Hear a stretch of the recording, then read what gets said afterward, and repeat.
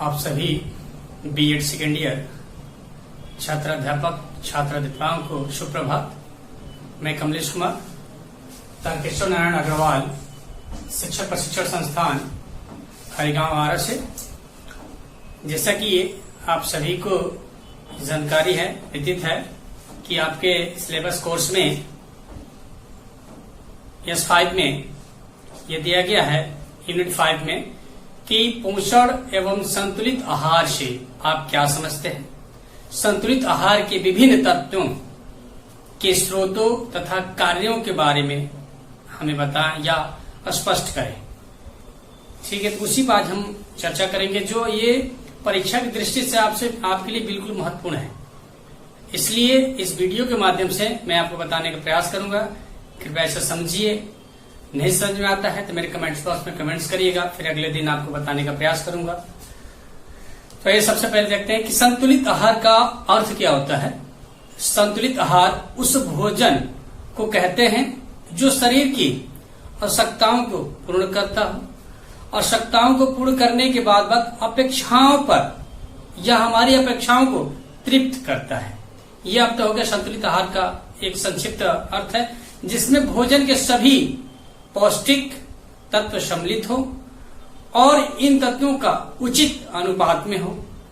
ऐसा होता है ना, कहीं भी कुछ कैलोरी, कुछ वसा अधिक, प्रोटीन अलग गया, जलन अलग गया, खनिज पदार्थ, तो ऐसे पदार्थों क्या कि सारे का जो है एक बिल्कुल पौष्टिक आहार एक लिमिट में हो, एक अनुपात में हो।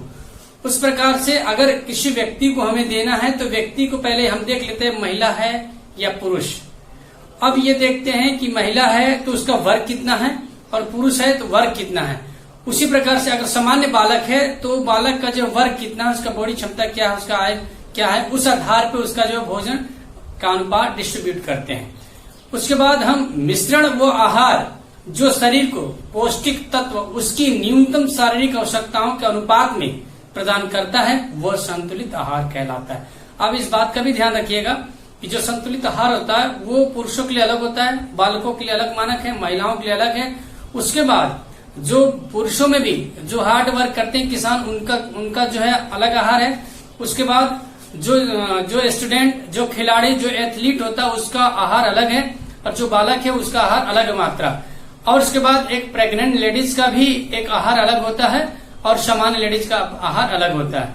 तो ये अलग अलग पार्ट्स होते हैं। अब मैं आपको बताना चाहूंगा कि जीवन में या जीवन यापन का विकास, प्रजनन और सामान्य स्वास्थ्य और जीवन के लिए हमें इसके लिए भोजन के जो भी तत्वों का समावेश होता है या समावेश करने का प्रयास करते हैं उसे पौष्टिक तत्व कहते हैं। जैसे प्रोटीन, कार्बोहाइड्रेट, वसा, जल और विटामिन।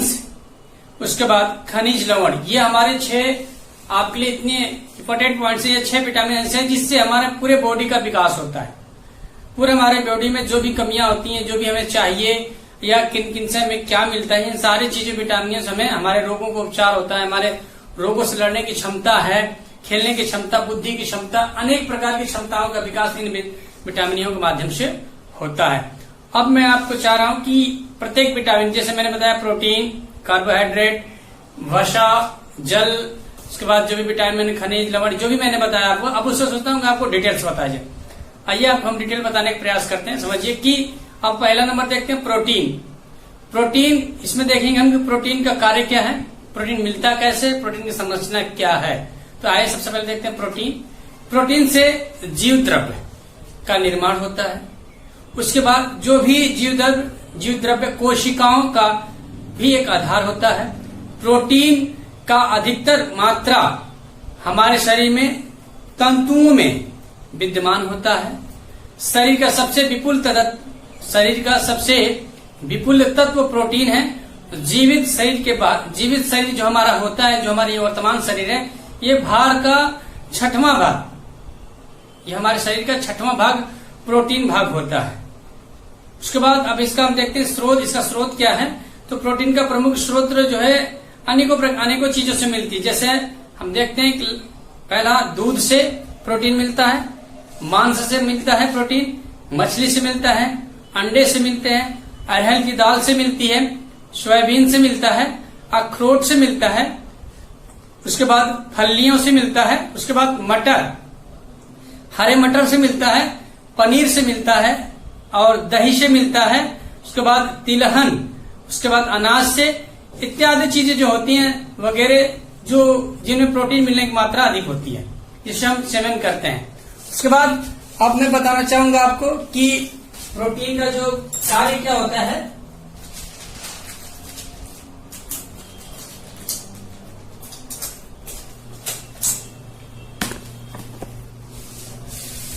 प्रोटीन का कार्य जो शरीर में उत्पन्न अनेक रस प्रोटीन द्वारा ही बनते हैं। जो भी हमारे शरीर में अनेकों प्रकार के रस, पानी इत्यादि चीजें जो हमारी बॉडी संयुक्त या बॉडी के लिए वर्क करने के लिए रेडी करती हैं, उनके रस जो होते हैं वो प्रोटीन से बनते हैं। उसके बाद प्रत्येक कोशिकाओं के लिए प्रोटीन आवश्यक है। नए तंतुओं का निर्माण के लिए भी आवश्यक है, जिसमें अमीनो अम्ल बड़ी निर्माण भूमिका अदा करते हैं। जैसे इसमें क्या करते हैं, जब हमारी बॉडी को प्रत्येक कोशिकाओं के लिए प्रोटीन अगर आवश्यक है तो उसमें नए तंतुओं का निर्माण करने के लिए भी प्रोटीन आवश्यक है। जैसे अमीनो अम्ल बड़ी निर्माण भूमिका, इसमें क्या है, अमीनो अम्ल की जो है भूमिका अधिक रहती है और सभी एंजाइम प्रोटीन होते हैं। उसके बाद जो हमारा पाचक तत्व है या पाचन प्रक्रिया है, इसमें भी ये बिल्कुल अलग रोल, ये प्रेरक का वर्क करता है।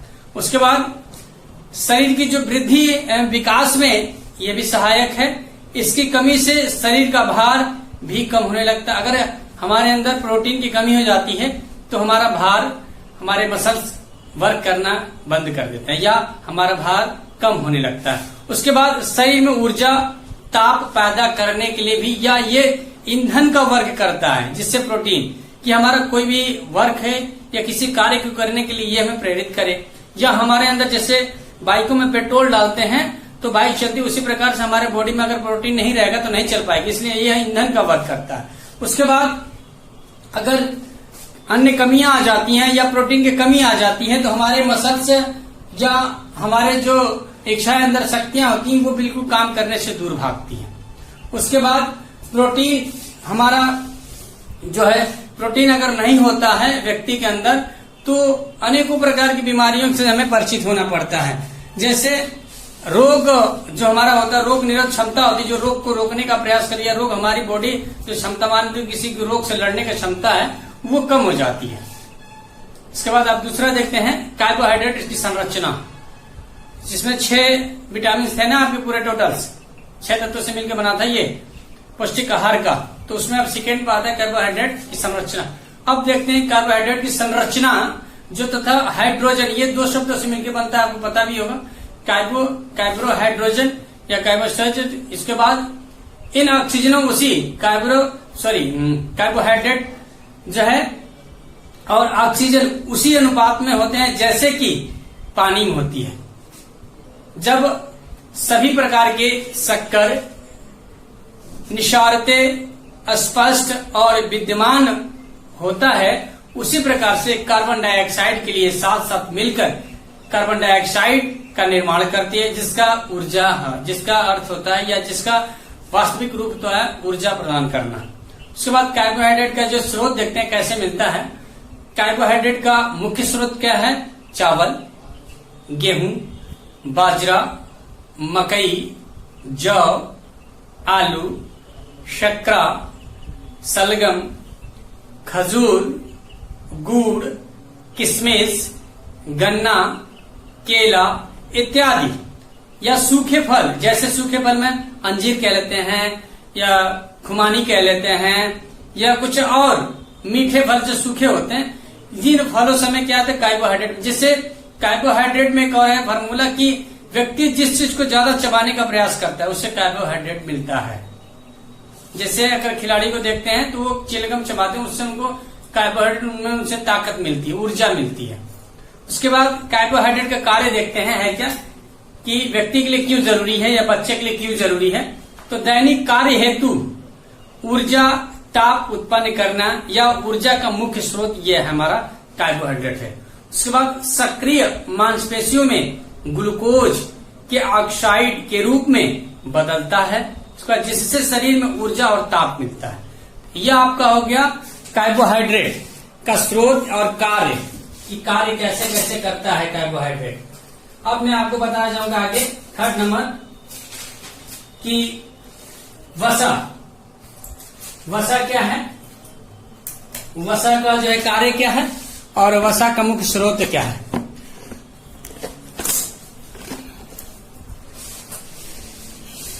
वसा को हम बिल्कुल भोजन एवं शरीर की ईंधन शक्ति भी कह सकते हैं। जैसे कभी कभी तो लोग कहते हैं कि वसा हमारे लिए बहुत खतरनाक है, वसा नहीं ज्यादा होना चाहिए, लेकिन कभी कभी ऐसा आता है कि वसा अगर न हो या भोजन व्यक्ति को नहीं मिलता है तो वसा के कारण हमें ऑक्सीजन मिलती है। जैसे इसका एग्जांपल होता है 100 मीटर का जो रेसर होता है, जब रेस करता है तो वहां पर उसके जो ऑक्सीजन लेते हैं, ऑक्सीजन जो मिलती है वो वसा से मिलती है, चर्बी से मिलती है, वसा फैट से मिलता है। ठीक है, तो आइए देखते हैं वसा को भी हम भोजन का एक आवश्यक तत्व कह सकते हैं, मानते हैं। यह कार्बोहाइड्रेट की अपेक्षा ऊर्जा का बेहतर स्रोत है। ये वसा बताया ना अभी आपको कि 100 मीटर के रेस जब हम भागते हैं तो उसमें ऑक्सीजन जो हम मुंह से लेते हैं या छोड़ते हैं वो हमारा कम हो जाता है, ऑक्सीजन कम मिलता है, तो उस समय हमें ये वसा से ही ऑक्सीजन मिलता है अंदर से, इसलिए ये ऊर्जा का भी एक बहुत बड़ा स्रोत होता है। उसके बाद इसकी संरचना कैसे होती है, वसा कार्बोहाइड्रेट और ऑक्सीजन में परमाणु से जुड़े एक ग्लिसरॉल और परमाणु से बनता है। इसके वसा के प्रति जो संसाधन है, ये संसाधन दो प्रकार के होते हैं, एक होता है वनस्पति संसाधन, एक होता है आमाशयी वसा। इसको जो है मिलने का या वसा किस प्रकार से मिलता है तो दो प्रकार से, एक वनस्पतियों से मिलता है, एक हमें जो है आमिष वसा मिलती है। वनस्पति में क्या होता है, जैसे पहला वनस्पति में क्या होता है कि मक्खन, घी, तिलहन, जो चीजें हमें छन की मिलती है, तेल में, घी में इत्यादि चीजें जो छन के मिलती है या ऐसे जो लिक्विड होते हैं तिलहन, वो इससे हमारे क्या फैट बढ़ता है, वसा बढ़ता है। तो मक्खन हो गया, घी हो गया, तिलहन हो गया, नारियल का तेल हो गया, तिल हो गया, तेल और सरसों का, ये इन सारी चीजों से क्या है हमें वनस्पति, हमें फैट वसा मिलता है। उसके बाद अखरोट भी है, उसके बाद ये अखरोट क्या करता है भरपूर मात्रा में हमें फैट देता है। उसके बाद अब आमिष में देखते हैं, मैंने बताया था अभी दो प्रकार का मिलता है हमें वसा, दो माध्यमों से मिलता है। पहला स्रोत था वनस्पति, दूसरा था आमिष वसा। आमिष पहले मैंने वास्तविक वनस्पति के बारे में बताया, अब बता रहा हूं मैं आमिष वसा क्या है, जिसमें क्या स्रोत है आमिष वसा का। तो उसमें मांस, मछली, अंडा, दूध, चीज, उसके बाद डेयरी उत्पादन से जो भी चीजें हमको मिलती है उसमें फैट, उसमें वसा अधिक रहता है। आमिष वसा आहार महत्वपूर्ण तब माना जाता है जबकि किसी प्रकार के विटामिन जैसे ए और डी का प्रमुख स्रोत माना जाता है। जब हमें ए और डी की आवश्यकता पड़ती है तो ये इसके लिए प्रमुख स्रोत माना जाता है। वसा का कार्य क्या होता है, उच्च कैलोरी प्रदान करना उन लोगों के लिए जो अधिक लाभकारी, जिनके लिए कार्य समय से अधिक ऊर्जा की आवश्यकता होती है। जैसे अगर हम देख ले एग्जाम्पल के तौर पे, तो जो एथलीट होते हैं उनको, एक प्रेग्नेंट लेडीज और उनको दोनों को सेम पौष्टिक आहार दिए जाते हैं, जिसमें उनकी या एक किसान को, कि जो किसान खेती करता है खेतों में जाकर, उनको तीनों को एक सेम देते हैं कि इनकी जो कार्य करने की क्षमता है उसमें निरंतर ये विकास करते हैं, उसमें निरंतर ये बढ़ावा लेते हैं। इसलिए इनको ए और डी का जो है प्रमुख स्रोत माना जाता है कि इनको देने पे इनका फैट, इनकी चर्बियां सही रहती है और इनको कभी आवश्यकता पड़ता है ऑक्सीजन का कि इनसे ले सकते हैं।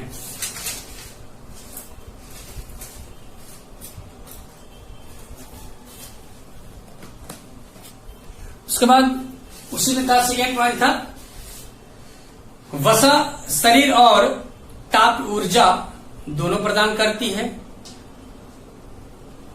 उसके बाद यह शरीर की त्वचा को भी मुलायम रखती है। उसके बाद कार्बोहाइड्रेट एंड वसा ईंधन भी देता है, भोजन भी देता है, क्योंकि इसे जलने की प्रक्रिया से ऊर्जा पैदा होता है। अभी मैंने आपको बताया कि जब रनिंग करते हैं वहां पर ऑक्सीजन कम मिलता है, तो वो हम क्या करते हैं अपने वसा से, जब ये हमारे अंदर चर्बियां वो गलती है, जैसे यहाँ पर दिया गया है कि चर्बी जलती है या हमारे अंदर से ताप वो भोजन की खपत पूरी करती है, तो उस प्रकार से ये हमें ऑक्सीजन या हमें भोजन या जैसे कहते हैं कोई व्यक्ति 3 दिन 4 दिन नहीं खाता तो जीता कैसे है, तो वो चर्बी के माध्यम से, अपने फैट के माध्यम से जीता, उससे उसे ऑक्सीजन, उससे उसे खुराक मिलता है, उससे उसे जीने की ऊर्जा मिलती है। उसके बाद यह भोजन के लिए स्वादिष्ट बनाने में प्रयास कर। अगर फैट या वसा की जो भी चीजें खाते हैं वो भोजन के लिए या भोजन स्वादिष्ट बनाने का प्रयास करते हैं। उसके बाद आप देखते हैं जल विटामिन। जल क्या है? जल 2 भागों में, हाइड्रोजन और ऑक्सीजन, ये 2 भागों से वितरित रहता है। जैसे समानता प्रतिदिन एक व्यक्ति को 4 से 5 लीटर पानी पीना चाहिए, जिससे मूत्र, पेशाब, त्वचा, सांस के साथ फेफड़े द्वारा उस छोड़े गए जल कणों के माध्यम से शरीर में जल की कमी हो जाती है। इसलिए प्रतिदिन व्यक्ति को 4 से 5 लीटर पानी पीना चाहिए। उसके बाद पानी भोजन का एक महत्वपूर्ण तत्व भी माना जाता है। पानी वैसे तो तरल पदार्थ है, लेकिन अगर किसी प्रकार के ठोस अगर भोजन हम करते हैं तो हमारे पानी का जो है महत्वपूर्ण जो है स्थान है। और ठोस पदार्थ अगर हम लेते भी हैं तो उससे भी हमें पानी की मात्रा मिलती है या कमी हमारी पूर्ण होती है। उसके बाद जो अगर स्रोत इसका हम देखें, जनरली स्रोत क्या है, तो स्रोत में देखेंगे तरबूज, खरबूज, इनमें क्या है 90 से 95% जो है पानी की मात्रा होती है। इन्हें हमें कंटिन्यू सेवन करना चाहिए, जिससे हमारे शरीर को पानी की मात्रा कम न हो। पानी कुछ मात्रा में शरीर को भोजन प्रक्रिया को भी प्राप्त कराती है या प्राप्त होती है। जैसे अगर हम देखते हैं कि हमारे बॉडी में 75% पानी का भाग है और 25% मसल से इत्यादि चीजें हैं, तो इनके लिए हमें बना के रखने के लिए इन फलों का जो है सेवन करना अनिवार्य है। अब देखते हैं जल का हमारे अंदर कार्य क्या है, हमारे बॉडी में इनका कार्य क्या है। तो देखते हैं पहला नंबर क्या है, यह शरीर के तापमान को बनाए रखता है। उसके बाद यह भोजन पचाने में सहायक भी होता है, क्योंकि सभी पाचक रस जलीय होते हैं। जो भी हमारे अंदर पाचक रस होते हैं वो बिल्कुल जल के रूप में होते हैं, इसलिए हमें जल अति आवश्यक है, पीना चाहिए, तरबूज खाना चाहिए, इत्यादि चीजों को लेना चाहिए। उसके बाद शरीर में जितने भी जहरीले पदार्थ या जो भी व्यर्थ पदार्थ जो बिल्कुल बेकार हैं, उनको बाहर निकालने में ये हमें सहायता देता है, ये हमें बिल्कुल सहयोग करता है। उसके बाद शरीर में रक्त, प्लाज्मा जैसे द्रव्यों के लिए आधार प्रदान करता है। ये हमारे अंदर जो भी रक्त है, आपको पता है रक्त में कितने % पानी है, प्लाज्मा है, क्या, इन सारे चीजों में या इनको सुचारू रूप से चलाने में हमें पानी महत्वपूर्ण या जल महत्वपूर्ण एक स्थान रखता है। उसके बाद यह रक्त का संचरण की सहायता देता है। ये जब हमें रक्त बनाना है तो भी पानी हमें सहायता देता है। उसके बाद रक्त जो हमें गाढ़ा हो जाता है या थक्के जमने लगते हैं, उनमें भी ये सहयोग करता है, जमने नहीं देता है। जैसे होता है थक्के जम जाना, ब्लड प्रेशर हो जाना, हाई हो जाना, तमाम चीजों को जो ये रोकने से ये रोकता है। उसके बाद यह शरीर को खनिज लवण प्रदान करता है, जैसे कि व्यक्ति को किसी प्रकार का कोई वो ना हो। जैसे देखते हैं पानी में अनेकों प्रकार की विटामिन मिलती है आपको, तो उसी प्रकार से ये खनिज लवण के रूप में भी वर्क करता है। अब देखते हैं कि इसका अगला पॉइंट, इसमें शरीर में होने वाले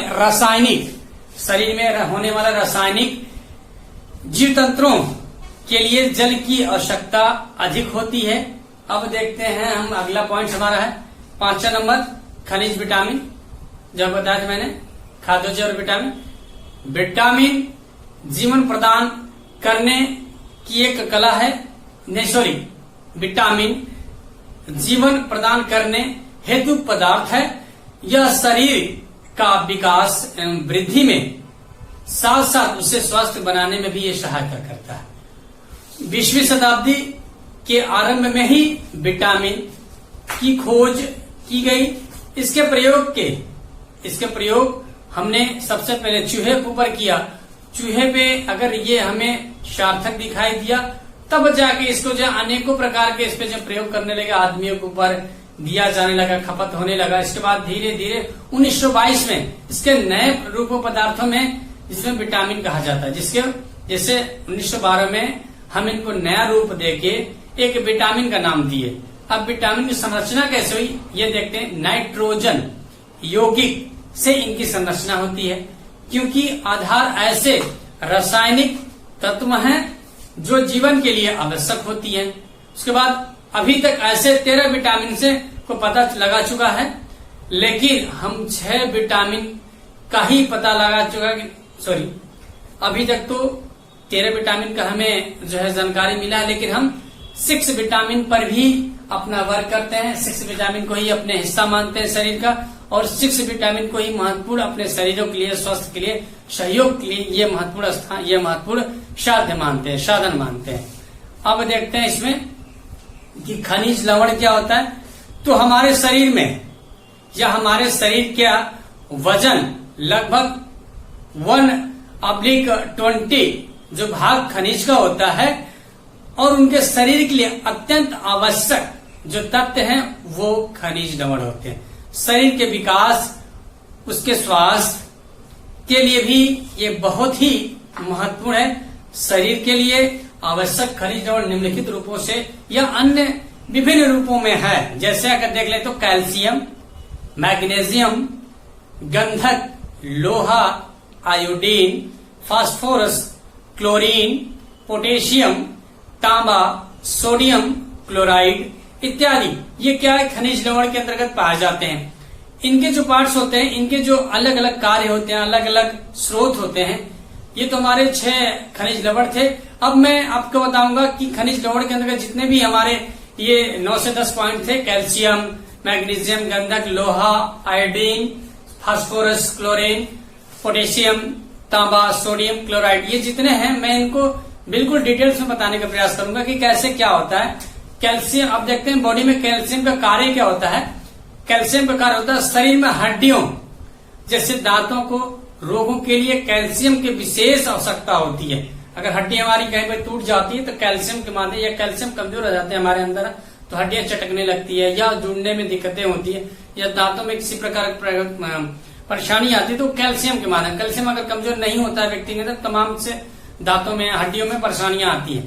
इसलिए हमें यह खनिज हृदय की गति, रक्त का भी संचार करता है, यह स्नायु संवेदना, उसके बाद शरीर की अन्य प्रतिक्रियाओं पर नियंत्रण रखता है। उसके बाद यह इसकी जो है शरीर में कमी होने से मांसपेशियां जो हमारी होती है वो सक्रिय बिल्कुल कम हो जाती है, बिल्कुल कार्य करने के लिए इच्छुक नहीं रहती। इसलिए हमें हमारे शरीर के लिए कैल्शियम का होना अति आवश्यक है। अब कैल्शियम का स्रोत देखते हैं। कैल्शियम मिलता कैसे हमको है, तो दूध, दही, पनीर, अंडा, हरी सब्जियां, सूखे फल, गाजर, आंवला, बंद गोभी, फूल गोभी, सलजम, और ये ऐसे फल हैं, ऐसे सब्जियां हैं जिनमें प्रोटीन प्रचुर मात्रा में पाया जाता है, अधिक से अधिक मात्रा में पाया जाता है, जिससे हम कह सकते हैं कि प्रोटीन का ये प्रमुख स्रोत है। इनके माध्यम से हम अपने आप को फिट रख सकते हैं, इनसे हम प्रोटीन अधिक मात्रा में ले सकते हैं। ये आपका प्रोटीन का हो गया। अब हम इसमें देखते हैं सेकेंड में लोहा था, आयरन जिसे कहते हैं। हमारे शरीर के लिए आयरन कितना महत्वपूर्ण है इस पर चर्चा करेंगे। यह खनिज लवण हीमोग्लोबिन बनाता है। इसके लिए यह खनिज लवण हीमोग्लोबिन बनाता है, इसलिए रक्त के लिए इसे एक प्रमुख तत्व माना जाता है। शरीर के विभिन्न जो भागों के लिए ऑक्सीजन या ऑक्सीजन, उसके साथ साथ अन्य कार्बन डाइऑक्साइडों को बाहर निकालने का प्रयास करता है। उसके बाद वयस्क स्त्रियों के लिए यह 18 mg का और पुरुषों के लिए 15 mg लोहा का खनिज आवश्यकता प्रतिदिन होती है। शरीर में इस खनिज की कमी से रक्तहीनता बिल्कुल होता है। ये जैसे रक्तहीनता जैसे रोग उत्पन्न होते हैं, त्वचा का रंग पीला हो जाता है तथा शक्ति बिल्कुल कम हो जाती है। व्यक्तियों में चिड़चिड़ापन अधिक हो जाता है, व्यक्तियों में कमजोरी आ जाती है, व्यक्तियों में थकान जो महसूस करने की क्षमता वो अधिक बढ़ जाती है।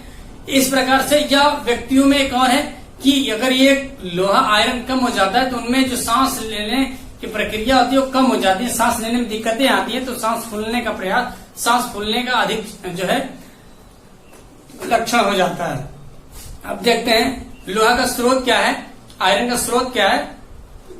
तो अन्य है, दालें हैं, अंडा है, अंजीर है, प्याज है, सूखे फल है, उसके बाद दूध है, मांस है, खजूर है, चुकंदर है, सेब है, आंवला है, पालक है, बाथू है, आट्टू है। उसका ये अनेकों प्रकार के जो हमारे फल अभी बताए हैं, इनसे क्या होता है, ये प्रचुर मात्रा में, ये अधिक से अधिक मात्रा में इनसे हमें आयरन मिलता है।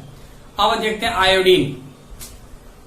यह खनिज लवण व्यक्ति के थायराइड्स अन्य या अनेक प्रकार की आवश्यकताओं को पूर्ण करती है, या इनके कमी से ग्रंथियां सूखे हो जाते हैं। ये हमारी जो ग्रंथि होती हैं अंदर से वो सूख जाती है और गले में घेघा रोग जैसे अनेकों रोगें उत्पन्न होने लगती है। तथा इसलिए बच्चे के लिए ये इसलिए शारीरिक और मानसिक विकास हेतु ये महत्वपूर्ण है।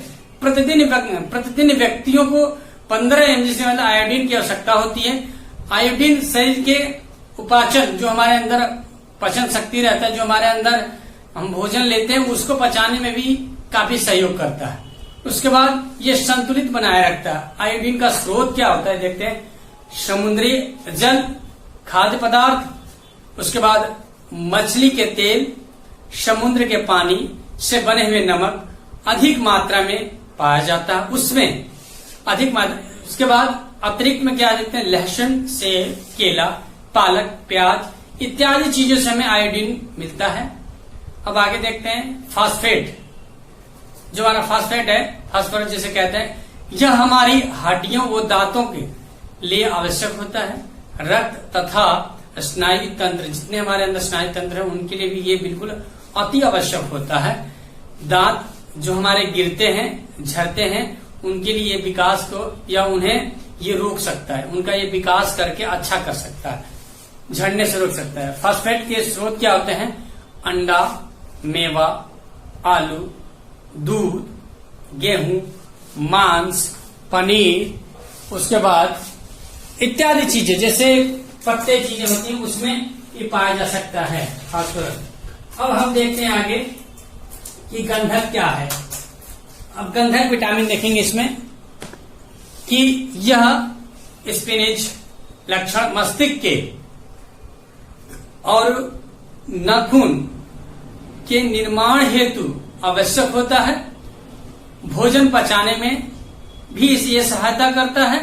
पशुओं को सीधा बिल्कुल निर्माण या भोजन पचाने में सहायता करता है। उसके बाद पशुओं के सीधा बिल्कुल शांत करने के लिए भी निर्माण किया जाता है या उसमें पाया जाता है।